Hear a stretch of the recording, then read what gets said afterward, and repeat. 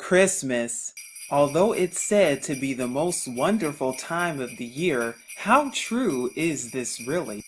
While much of the world will be partaking in gift giving, tree decorating, ornaments, presents, and Christmas meals throughout the season, here's what you didn't know about Christmas. Because did you know that Christmas was in fact banned in America at one point? Oh yes, this is true, and what you're looking at is an actual public notice that was posted, and it even says the observation of Christmas having been deemed a sacrilege, the exchanging of gifts and greetings, dressing in fine clothing, feasting, and similar satanical practices are hereby forbidden, with the offender liable to a fine of 5 shillings. And notice how it's also classified as satanical practices, but it's also considered and deemed a sacrilege. And if you look at that word, it actually means, according to Oxford Dictionary, the violation or misuse of what is regarded as sacred, and according to Merriam-Webster, it means a gross irreverence toward a hallowed person, place, or thing. In 1647, Christmas was officially banned by English Parliament and the Puritan leaders. Oliver Cromwell, who was a Puritan leader at the time, banned all Christmas-related activities from 1647 all the way up until 1660. However, the Puritans banned Christmas between the years 1659 and 1681. In America specifically, it was Alabama that became the first state to legalize Christmas in 1836, followed by Louisiana and Arkansas as of 1838, hence the celebration that commonly occurs on December 25th.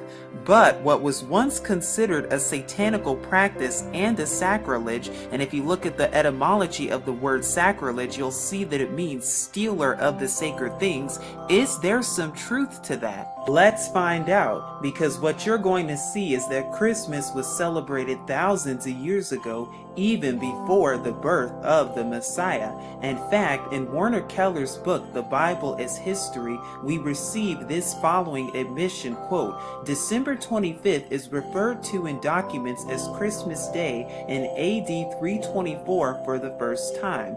Under the Roman Emperor Justinian as of the 6th century AD, it was recognized as an official holiday. An old Roman festival played a major part in the choice of this particular day. December 25th in ancient Rome was known as the Dies Natali Invictus, which can also be pronounced as the Dies Natali Solis Invicti or Sol Invictus, which also means birth of the unconquered sun, the day of the winter solstice, and at the same time in Rome, the last day of the Saturnalia, which had long since degenerated into a week of unbridled carnival. So on December 25th, in ancient Mithraism, this day gave homage to Mithras, the sun idol, who oddly resembles Lady Liberty, as you can see with the halo behind. But this day did not just give homage to Mithras, oh, quite the contraire. Now there was also the ancient Roman festival known as Saturnalia, which was a festival in homage of the sun idol Saturn, originally held on December 17th for a week, with festivities all the way up until December 23rd. Now during this pagan Roman winter solstice, it was celebrated with the sacrifice at the temple of Saturn in the Roman Forum, along with a public banquet. But did you also know that during Saturnalia, there was also private gift-giving, continual partying, carnival atmospheres that also overturned Roman social norms, and during this time, gambling was also permitted? And according to Michael Grant's book, History of Rome, before long the Emperor Aurelian established a massive temple of the unconquerable sun as the central and focal point of the entire religious system of the state of Rome, and the birthday of this pagan deity was to be observed into December 25th and thus transformed into what's commonly known as Christmas.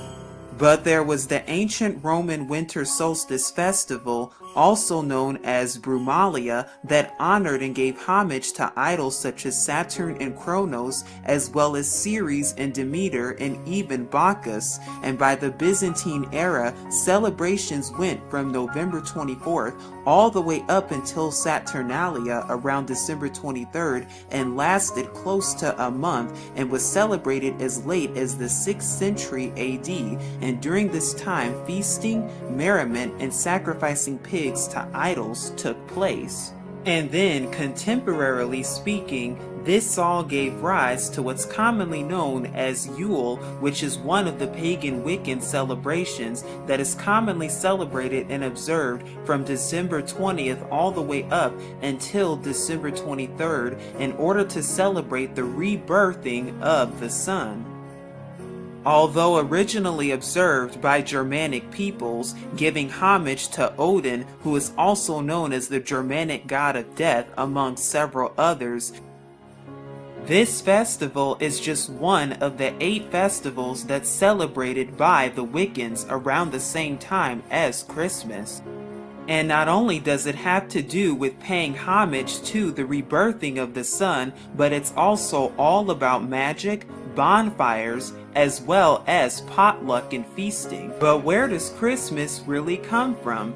Did it really originate 2,000 years beforehand, or was it a celebration that was partaken even thousands of years before that? Because according to the Roman Catholic Church and the Catholic Encyclopedia of the 1911 edition, when you even look up the word Christmas, you will see that it says Christmas was not among the earliest festivals of the church, and then it goes on to say that, quote, the first evidence of the feast is from Egypt, unquote. But what you're about to see is that Christmas traces its origins all the way back to Babylon. Now we will be talking about topics that are commonly associated with Christmas today, the first being most commonly known to many, Santa Claus. Because did you know Santa Claus is actually a corruption of the name Saint Nicholas, who was a Roman Catholic bishop during the 5th century AD. And according to Encyclopedia Britannica, Volume 19, pages 648 through 649, you will read, quote, Saint Nicholas, Bishop of Myra, a saint honored by the Greeks and Latins on the 6th of December. And it also says, a legend of his surreptitious bestowal of dowries on the 3 daughters of an impoverished citizen is said to have originated the old custom of giving presents in secret on the eve of Saint Nicholas or December 6th, which was then subsequently transferred to Christmas Day, hence the association of Christmas with Santa Claus. But there is something even darker and more interesting and suspicious indeed when you closely look at Santa Claus and even his name, Santa.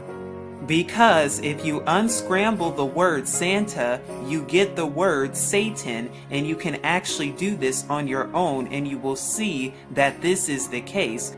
But this isn't the only way that Christmas pays homage to Satan. Oh, we're just getting started. Now we'll be discussing the Christmas tree and its origins, because it's not what you think it is, and it does not originate where you think it comes from. Now, the Christmas tree originated in Germany, but also got its roots from the Romans, who then got it from the Egyptians, who then also got it from the Babylonians.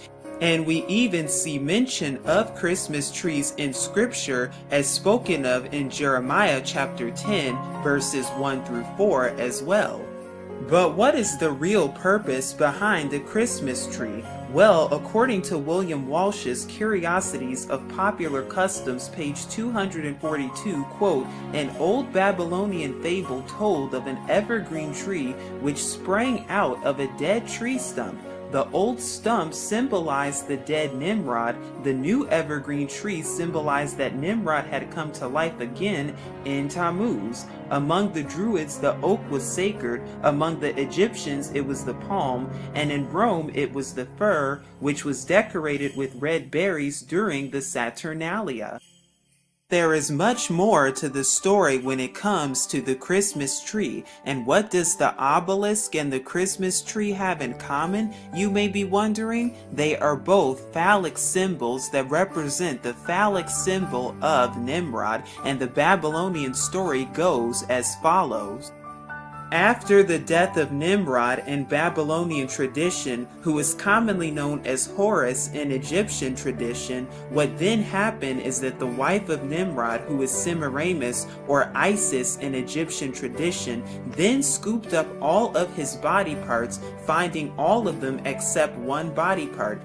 And of course, the one part that she did not find was his phallic symbol, or his penis, which then became a symbol and symbolized by the obelisk and even the Christmas tree. Because whether you know it or not, Christmas actually gives homage to the birth of Nimrod, the sun idol, and we'll be talking more about that in just a moment to come. And then of course we have presents and gift giving, which originates all the way back to Saturnalia, paying homage to Saturn, the deity of agriculture. But what about the lovely ornaments you see on Christmas trees? Where do they originate from? In ancient Roman tradition, the Romans decorated their trees in order to honor Bacchus, the god of fertility, during Saturnalia, and they also placed 12 candles on the tree in honor of the sun god. But that's not all.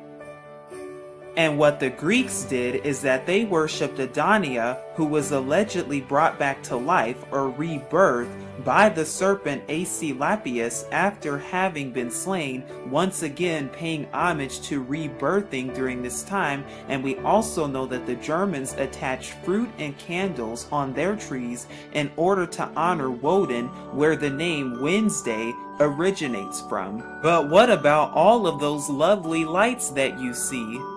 Well, these lights, along with the ornaments, they give homage to Nimrod, the sun deity, representing rebirth of the sun, and we know that Satan transforms himself as a messenger or angel of light, because the Christmas tree and the Christmas lights and the Christmas decoration, they all give homage and honor to Nimrod, who is commonly also known as Baal, not to mention the stars on the Christmas tree, which represents the star of Ishtar, the wife of Satan, literally. And then we have the reindeer, in which we're commonly taught and told that the reindeer are the ones that sleigh around Santa so that he can deliver presents to children on the evening of Christmas Day. But there's even a darker truth behind what reindeer really symbolize.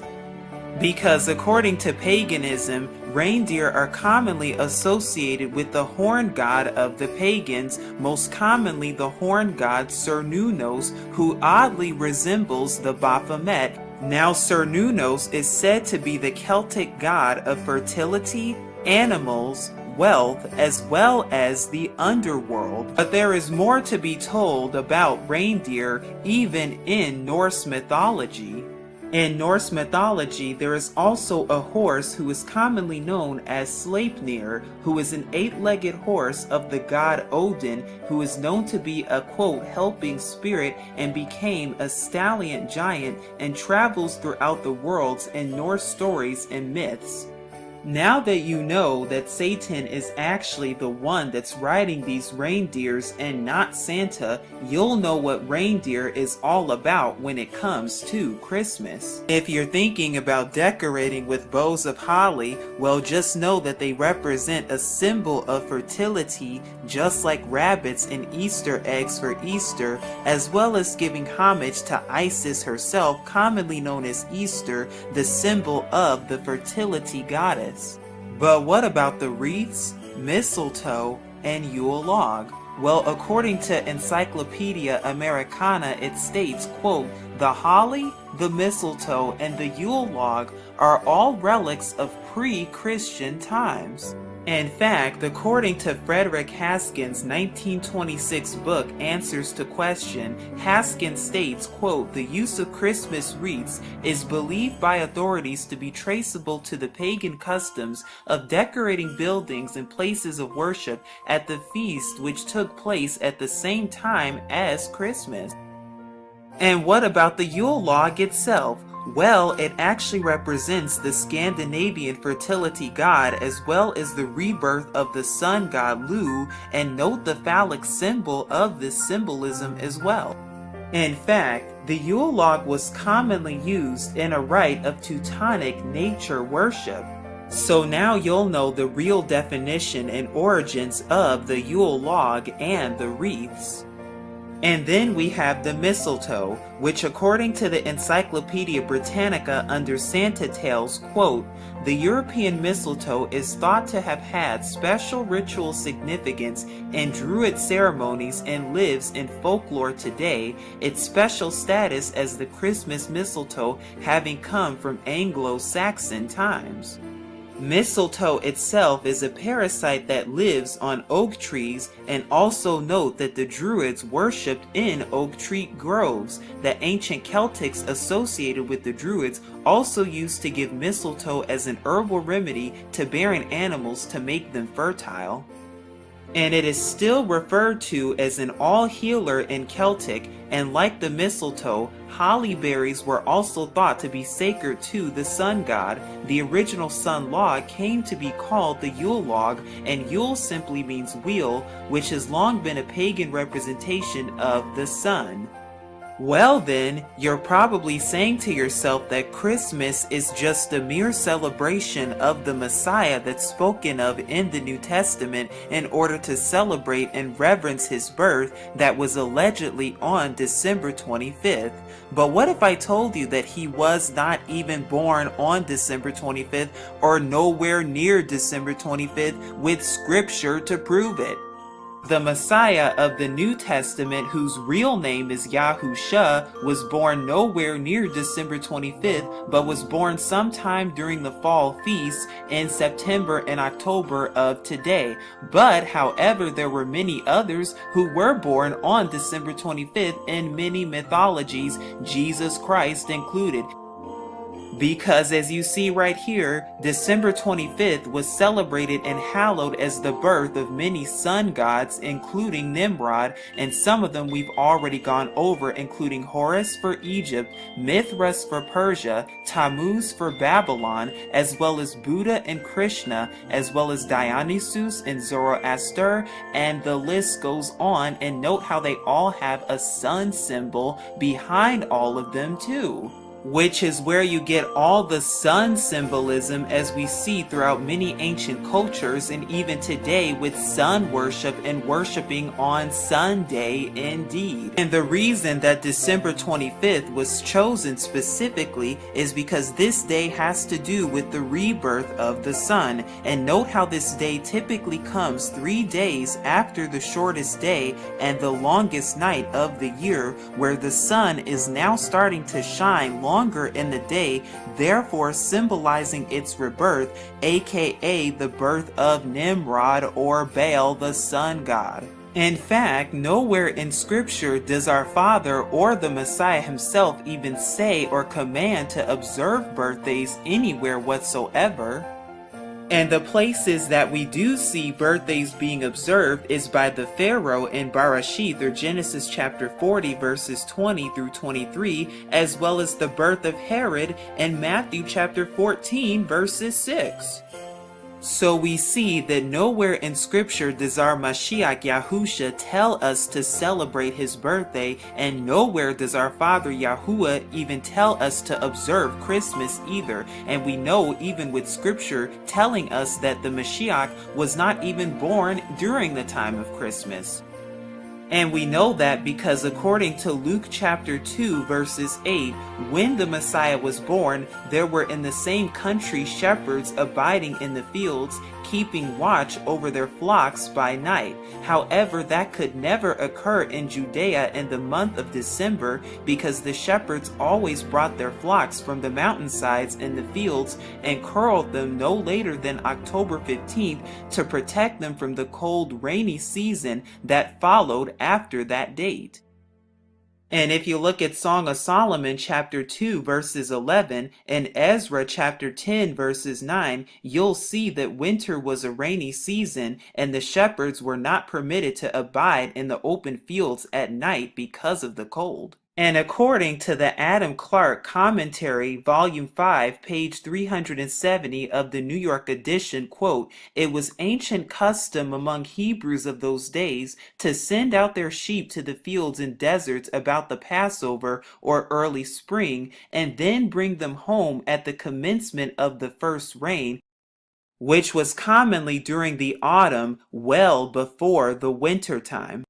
And if you look very carefully at Luke chapter 1, you will see that the Messiah was conceived 6 months after John or Yahuchanan the Immerser or Baptist, and therefore was born 6 months after John, and during this time he was born during the time of the fall feasts. But that's not all, because we also see in Scripture that our Father actually tells us not to celebrate Christmas or have any affiliation with it whatsoever, because Jeremiah chapter 10 verses 1 through 4, our Father even tells us, "Learn not the way of the heathen," and describes a practice that sounds just like Christmas that the heathen partook in hundreds of years before the Mashiach or the Messiah was even on the earth. As well as Amos chapter 5 verses 21 through 22, where our Father Yahuwah even says, I despise your feast days, and I will not smell in your solemn assemblies. Though ye offer me burnt offerings and your meat offerings, I will not accept them, neither will I regard the peace offerings of your fat beasts." We also see in the Torah how Christmas actually breaks commandments, and how our Father Yahuwah time and time again speaks against Christmas and all these other holidays, even in Exodus chapter 20 verses 1 through 17.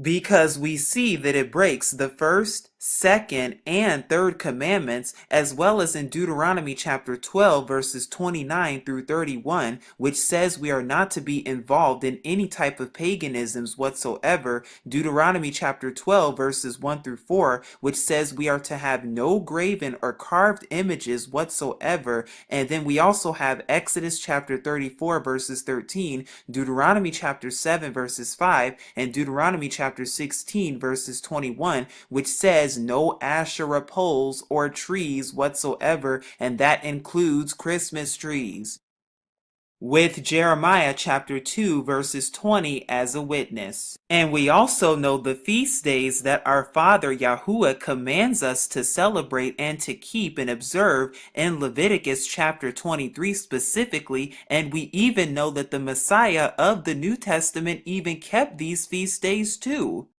And Scripture even says that we are not to add or take away from the words that are written in Scripture.